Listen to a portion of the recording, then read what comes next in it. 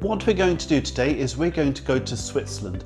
Fabulous country, lovely chocolate, lovely food, lovely countryside. It's worth the visit.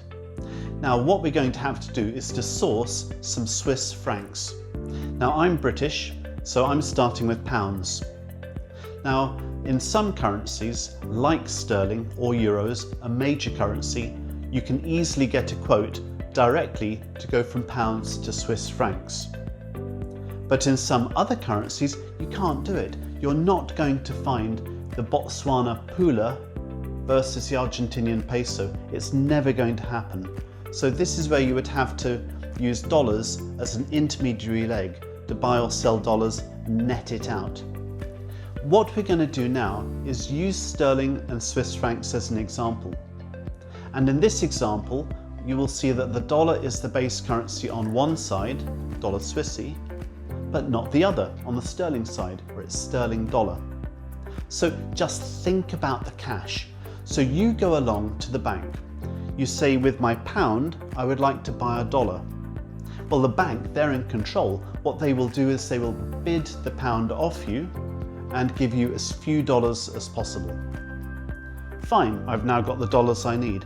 With the dollars, I turn straight back round and say, I'd like to swap these for Swiss francs, please.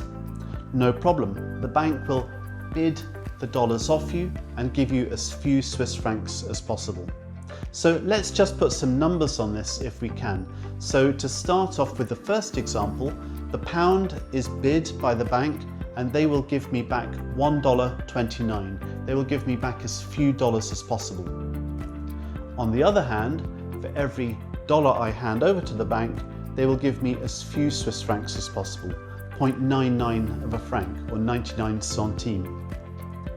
Now if you want to work out the sterling Swiss exchange rate, just multiply 129 by 0.99 and that will tell you the sterling Swiss cross rate. Well, it's been a fantastic time in Switzerland. We come back, I have some Swiss francs left over. I want to swap them back to sterling. So I say to the bank, I would like to swap my Swiss francs for dollars. No problem. I will offer you a dollar, but you give me as many Swiss francs as possible for that dollar. So you can see the bank is dealing at the offered side of the market. Well, now I've got dollars, I want to swap them to sterling. So I say, if I give you dollars, will you give me my pound back? No problem. I will offer you your pound, but you give me as many dollars as possible.